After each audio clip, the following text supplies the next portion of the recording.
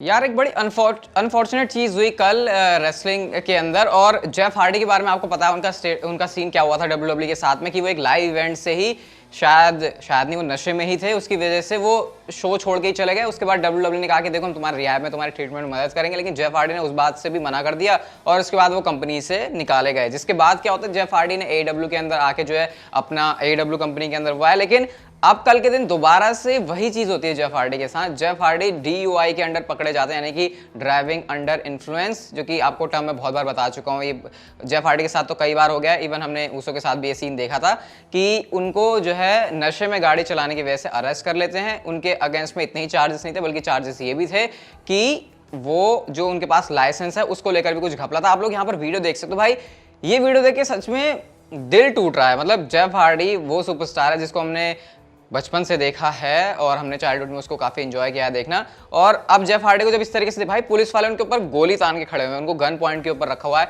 हालांकि ये चीज होनी है क्योंकि कोई बंदा नशे में तो पता नहीं क्या कर गुजरे, उसके पास क्या चीज है, पुलिस को अपनी जो है अपनी पूरी ऐसे करनी पड़ती है, तो सही चीज है बिल्कुल। और जेफ हार्डी को यहाँ पर फिर बैठा रहे हैं, कभी कार के ऊपर कभी नीचे। तो ये वीडियो देख के तो बिल्कुल ऐसा दिल ही टूट जा रहा है कि अपने सुपरस्टार के साथ हमको ऐसी चीज देखने को मिल रही है। अब सीन क्या है देखो जेफ हार्डी के साथ, अब डब्ल्यूडब्ल्यू के साथ तो वो है नहीं। अब ये सारे मसले के ऊपर AEW को कमेंट करना था, जिस पर टोनी खान ने बहुत देर लगा दी सिचुएशन को बताने में। हालांकि उन्होंने बाद में बताया कि देर इसलिए लग रही थी क्योंकि हम चाह रहे थे कि कोई भी हम इससे पहले की पब्लिक स्टेटमेंट दे इन सारी चीजों को लेकर, क्यों ना हम जेफ हार्डी से इसके बारे में बात कर लेते हैं। तो AEW ने जेफ हार्डी से इसके बारे में बात करी है और टोनी खान ने जो बात बताई है वो ये कि उनको सस्पेंशन मिल गया विदाउट पे, और अब जेफ हार्डी तब तक दोबारा से AEW में कंपीट नहीं कर सकते जब तक उनका जो ट्रीटमेंट की बात हुई है जेफ हार्डी से वो पूरा करके वापस ना आ जाए। और जेफ हार्डी ने इस बात के ऊपर अग्री कर लिया है कि वो इसको लेकर अपना ट्रीटमेंट करेंगे, जो कि उन्होंने WWE के साथ नहीं किया हुआ था। तो एक पॉजिटिव चीज यहां से निकल के आ रही है कि चलो जेफ हार्डी अगर इन चीज़ों में फंसे भी हैं तो अगर इस इंसिडेंट की वजह से वो ट्रीटमेंट में जा रहे हैं और पूरी तरीके से इन सारी चीज़ों से बाहर आ जाते हैं, क्योंकि ये चीज़ें अच्छी नहीं है बिल्कुल भी, ना हेल्थ के लिए, ना अपनी लाइफ के लिए, ना लाइफस्टाइल के लिए, ना तुम्हारे करीबी लोगों के लिए। तो अब ये पंगा चल रहा है जेफ हार्डी के साथ, क्योंकि वो काफ़ी ज़्यादा इस चीज़ के एडिक्ट हैं। एक तो होता है कि ओकेशनली कर लेना, काफ़ी सारे ऑलमोस्ट सारे सुपरस्टार्स हैं जो कि ये करते हैं, मतलब ऐसे नशे, तो ठीक है ये वहाँ के कल्चर में है तो इतना क्या कर सकते हैं। लेकिन जेफ हार्डी का इसके ऊपर जो जुनून है, जो कुछ है, वो अलग ही तरीके का है। तो अब टोनी खान ने इस बात को क्लियर कह दिया है कि अगर जेफ हार्डी ट्रीटमेंट लेके वापस आते हैं तो ही, वरना फिर वो AEW के अंदर नहीं आ सकते। तो ये काफी स्ट्रिक्ट चीज हो गई जेफ हार्डी के सामने। अब इसका यही सॉल्यूशन भी है, इसमें ये नहीं कह सकते कि जेफ हार्डी के साथ कुछ गलत हो रहा है, क्योंकि ऑब्वियसली ये चीज ही उनको भुगतनी पड़ेगी, क्योंकि काम ही कुछ यहाँ पे ऐसे चल रहे हैं। तो यही सिचुएशन चल रही है भाई इसमें जेफ हार्डी के साथ में। अच्छा तो नहीं लग रहा है, ये वीडियो देख के तो बिल्कुल ही मुझे अच्छा नहीं लग रहा है कि ये क्या हो रहा है जेफ हार्डी के साथ में। बट खैर जो उनकी गलती है उसके लिए उनको सजा वगैरह तो ऐसे मिलेगी, बाकी उनको अरेस्ट वगैरह भी कर लिया था पुलिस ने। तो ये पूरी सिचुएशन है जेफ हार्डी के बारे में। अब इसको लेकर आपके क्या कमेंट्स हैं मुझे आप लोग बताना, क्या कहना चाहोगे आप जेफ हार्डी के बारे में उनके फैन के तौर पे। कल की मंडे नाइट रॉ की व्यूअरशिप की बात करते हैं तो लास्ट वीक से इस हफ्ते जो व्यूअरशिप है वो घट गई, जबकि इस हफ्ते का शो मुझे अच्छा लगा था। लास्ट वीक की जो रॉ की व्यूअरशिप थी वो थी 1.872 मिलियन व्यूअर्स, लेकिन इस हफ्ते की व्यूअरशिप आ गई है 1.695 मिलियन व्यूअर्स। तो मंडे नाइट रॉ के हालात तो ऐसे ही चलते हैं। अब नहीं इसके बारे में ज़्यादा मैं बात नहीं कर रहा, क्योंकि क्या ही फायदा इसके बारे में और ज़्यादा बात करके। बिगी के बारे में बहुत ज़्यादा खुश करने वाली आपको मैं चीज़ बताता हूँ। बिगी ने अपनी इंस्टाग्राम स्टोरी के ऊपर इस वाली वीडियो को डाला हुआ है, जहाँ पर आप लोग देख सकते हो उन्होंने जो अपना नेक ब्रेस है उसको उतार के कचरे के डब्बे में फेंक दिया, जिसका मतलब कि अब ब्रेस फ्री होके बिगी घूम सकते हैं। अब इससे हमको ये पता लग रहा है कि वो अपनी रिकवरी पर बहुत अच्छी तरीके से आ चुके हैं। अब तक हम देख नहीं रहे थे, एक फोटो में उन्होंने ब्रेस नहीं पहना था तो लगा शायद उनका ब्रेस उतर चुका है, लेकिन फिर टाइटस सोनी वाली फोटो में उन्होंने ब्रेस पहना था। बट अब कचरे में फेंकने का मतलब अब ब्रेस की जरूरत फिर से बिगी को नहीं पड़ने वाली है। तो रिकवरी उनकी बहुत अच्छी चल रही है, और रिकवरी अच्छी चल रही है तो फिर खुश हो जाओगे, बिगी आपको बहुत जल्दी से टेलीविजन के ऊपर देखने को मिल जाएंगे। एक बहुत ही ज़्यादा दिल छूने वाली चीज़ हुई है, मतलब वीर महान की तरफ से। टेलीविजन के ऊपर भले ही वीर महान कितने ही रौद्र रूप में आते हों, बहुत गुस्से में ऐसे धूम धड़ाका करते हुए, लेकिन एक्चुअल में वीर महान कैसे हैं वो आपको इस वाले इंसिडेंट से पता चलेगा। तो होता क्या है कि एक बच्चा है, सॉरी मुझे इसका नाम नहीं पता, इसका ये बच्चा है जो भी है, बड़ा क्यूट सा है, आप देख सकते हो इसे।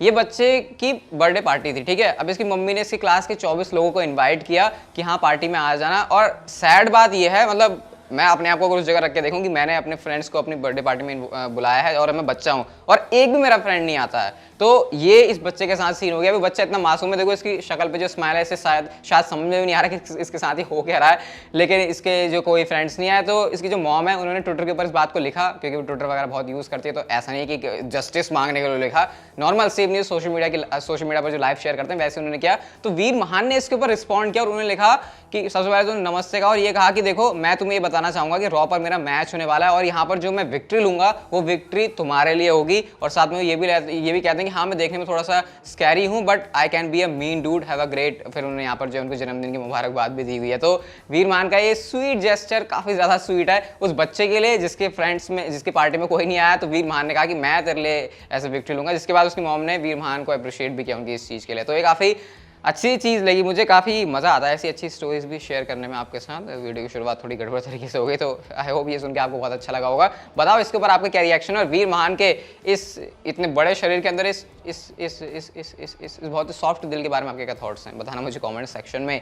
रोमन रेंस और रिडल का मैच स्मैकडाउन के एपिसोड में क्यों हो रहा है, क्यों ये WWE प्रीमियम लाइव इवेंट के अंदर नहीं कर रही, तो इसके पीछे एक रीज़न तो ये मुझे लग रहा था पहले से ही कि मनी इन द बैंक क्योंकि ऑलरेडी सोल्ड आउट है, तो क्या ही जरूरत है अब रोमन रेंस को कम्पीट करवाने की। तो अब यहाँ पर इसके पीछे और रीजन निकल के आया कि WWE का जो प्रीमियम लाइव इवेंट्स होते हैं वो होते हैं पीकॉक के ऊपर, और ऑलरेडी WWE की पीकॉक के साथ जो सेटलमेंट है वो है, कॉन्ट्रैक्ट उनका बहुत टाइम के बाद WWE का मतलब बहुत लंबे साल का है, तो उसके बारे में WWE को केयर करने की ज्यादा जरूरत है नहीं। लेकिन केयर करने की जरूरत किसके साथ है, फॉक्स नेटवर्क के साथ, क्योंकि स्मैकडाउन फॉक्स के ऊपर आता है। और आपको पता है WWE ने कितने मोटे पैसों में जो है फॉक्स के साथ डील साइन करी थी। तो अब कुछ टाइम में क्या होगा कि वो जो कॉन्ट्रैक्ट है वो रिन्यू करने की बारी आएगी, तो ऐसे में WWE को चाहिए कि स्मैकडाउन के ऊपर भी अब चीजें ऐसी की जाए कि उनको लगे, उनको वर्थ लगे कि स्मैकडाउन आने की वैल्यू है। तो सिर्फ इस वजह से जो है WWE रोमन रेंस और रिडल का मैच स्मैकडाउन के एपिसोड में करवा रही है। तो एक बहुत इंटरेस्टिंग सी बात मुझे लगी कि ठीक है, अब प्रीमियम लाइव इवेंट्स के ऊपर क्या ध्यान देना, हमको तो अपनी कॉन्ट्रैक्ट को ना रिन्यू करना है, तो जरा उसके ऊपर ध्यान देते हैं। और इस वजह से रोमन रेंस जो कि शोज पे नहीं आ रहे, वो स्मैकडाउन पर कम्पीट करेंगे, वो भी चैंपियनशिप मैच के अंदर। तो इसके पीछे का रीजन ये है, सही खेल रहे वैसे WWE यहाँ पे। एक्सट्रीम रूल्स पेपर व्यू की बात करते हैं, जो कि इस साल के लिए WWE ने अभी तक अनाउंस नहीं किया था, लेकिन उन्होंने कल इस बात को अनाउंस किया, परसों इस बात को अनाउंस किया कि जो WWE का एक्सट्रीम रूल्स है वो फिलाडेल्फिया के होने वाला वेल्स फार्गो सेंटर से। ये काफ़ी बड़ा एरिना है, काफ़ी पॉपुलर यहाँ के फैंस होते हैं जो कि काफ़ी अच्छा रिएक्शन देते हैं। रॉयल रंबल मुझे याद आया था, रोमन रेंस जो जीते थे वो फिलाडेल्फिया के अंदर ही जीते थे, वो 2014 वाली, उसके बाद जो रिएक्शन उनको मिला था वो आपको याद ही होगा। तो और हाँ, रोमन रेंस से याद है, पॉल हेमन ने एक्सट्रीम रूल्स के बारे में ये भी कहा कि हाँ रोमन रेंस तैयार है जो भी एक्सट्रीम रूल्स के अंदर आकर उसको चैलेंज करे। तो क्या पॉल हेमन ये कह रहे हैं कि एक्सट्रीम रूल्स में रोमन रेंस कम्पीट कर रहे हैं? ऐसे अभी तो हाल फिलहाल वो शोज़ पर ही आ जाएं, वही बड़ी बात है। शोज़ के पीपीवी के अंदर कम्पीट करना वो एक अलग ही कहानी होगी। रेसल वोर्ड्स की तरफ से एक ट्वीट आता है रोमन रेंस के बारे में ही है। ट्वीट आप लोग यहाँ पर देख सकते हो, उन्होंने लिखा है according to a source the creative decision to unify the title was the understanding it would allow Roman Reigns to appear on both shows, यानी कि रोमन रेंस रेगुलरली दोनों शोज के ऊपर आएंगे, ये WWE का क्रिएटिव डिसीजन था। फिर वो नीचे ये भी लिखते हैं कि may be that was not the best decision. वो भी इस बात को मान रहे हैं कि रोमन रेंस को शायद दोनों टाइटल्स देना सही नहीं था, क्योंकि रोमन रेंस अब शोज के ऊपर ही अपीयर नहीं हो रहे। तो शुरुआत में WWE का आइडिया ये था, लेकिन जो जैसे रोमन रेंस कंपीट कर रहे थे यूनिफाई करने के बाद, तो उनकी वो स्टेज छोड़ो, उससे भी वो नीचे जा चुके हैं।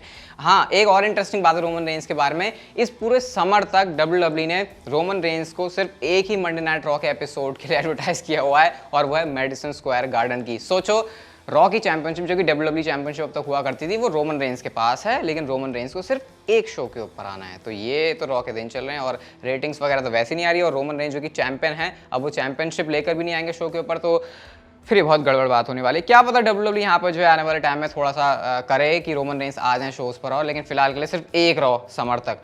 बड़ी हैरानी और परेशानी की बात है मंडे नाइट रॉ के लिए। एलायस एंड इज़ीकियल के बारे में बात करते हैं, तो अब नेक्स्ट मंडे नाइट रॉ के एपिसोड में एलायस आने वाले हैं। तो बहुत सारी चीज़ें ये हैं, कुछ स्पेकुलेशन ये आ रही है कि डेमन सैंडो आ सकते हैं, हालांकि ऐसी रिपोर्ट कुछ भी नहीं है कि वो आने वाले हैं। फिर कुछ लोग कह रहे हैं कि एलायस ना ऐसे दाढ़ी लगा के आ जाएंगे, इज़ीकियल तो वो है ही, तो दाढ़ी लगा के वो आ जाएंगे, इससे वो एलायस बन जाएंगे। और तीसरी जो चीज़ है वो ये कि WWE ऐसे मतलब उसका सहारा ले सकती है प्रोडक्शन का अपने, कि हाँ ऐसा एक फ्रेम में लगे कि एलायस और इज़ीकियल एक साथ, मतलब हमने मूवीज़ में भी नहीं देखा जैसे कि वो जो है एक ही फ्रेम में दो बंदे होते हैं। ये काफ़ी आसान, अरे इतनी आसान है देखो अब मतलब मेरे जैसे सस्ते प्रोडक्शन के अंदर जब ये चीज़ इतनी आसानी से हो सकती है तो आप लोग फिर सोच ही सकते हो कि हाँ ये चीज़ आराम से हो जाएगी। तो एलायस एंड इज़िकल शायद हो सकता है एक फ्रेम के अंदर भी आ जाए, डब्ल्यूडब्ल्यू कुछ इस तरीके से कर सकती है जैसे मैंने आपको करके दिखाया। तो अब देखते हैं क्या सीन बनता है इसका। लेकिन हाँ, नेक्स्ट मंडे नाइट रॉ के एपिसोड में एलायस आएंगे, ये बहुत इंटरेस्टिंग होने वाला है, रॉ को शायद इंटरेस्टिंग बना सकता है।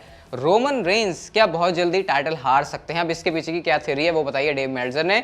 उन्होंने यहाँ पर एक कहा कि देखो रोमन रेंस जो है अपने लाइटर शेड्यूल की वजह से एक टाइटल हो सकता है हार जाएं, और ये क्या हो सकता है, ये ऐसे हो सकता है देखो रोमन रेंस से चैंपियनशिप ले सकते हैं सेथ रॉलिंस। अब आपको पता है सेथ रॉलिंस कंपीट करने वाले money in the bank ladder match में, तो वहां से पॉसिबली वो कैश इन करके रोमन रेंस के ऊपर एक चैंपियनशिप ले लें। और क्योंकि सेथ रॉलिंस और कोडी रोड्स का प्रोग्राम वैसे ही डब्ल्यूडब्ल्यू रिज्यूम करने वाले जब कोडी रोड्स आएंगे, और उस टाइम पर अगर सेथ रॉलिंस के पास चैंपियनशिप होगी तो सीधे सीधे Seth Rollins and Cody Rhodes का चैप्टर 4 होगा, लेकिन इस बार एक चैंपियनशिप के लिए। तो इससे क्या होगा, इससे फायदा ये होगा कि रोमन रेंस क्योंकि शेड्यूल में तो आ नहीं रहे, ज्यादा शोज पर अपियर हो नहीं रहे, तो फिर डब्ल्यूडब्ल्यू सेथ रॉलिंस के पास टाइटल दे देगी ताकि एटलीस्ट एक चैंपियन शो के ऊपर तो आए, जो वर्ल्ड टाइटल है वो चैंपियनशिप शो के ऊपर आए। और उसके बाद जो है जब कोडी रोड्स आएंगे तो कोडी रोड्स और सेथ रॉलिंस की फ्यूड होगी। तो ये काफी हद तक एक पॉसिबल चीज है, क्योंकि रोमन रेंस को ऐसे तो कोई हरा नहीं सकता, लेकिन Seth Rollins and Roman Reigns काफी दमदार बंदे हैं। सेथ रॉलिंस अपनी पीक पर आते हैं, आपको पता है, फिर तो वो एक तरीके से ऐसे बंदे हो जाते हैं कि उनको कोई छेड़ नहीं सकता। तो ये चीज हो सकती है Seth Rollins and Roman Reigns की फ्यूड में।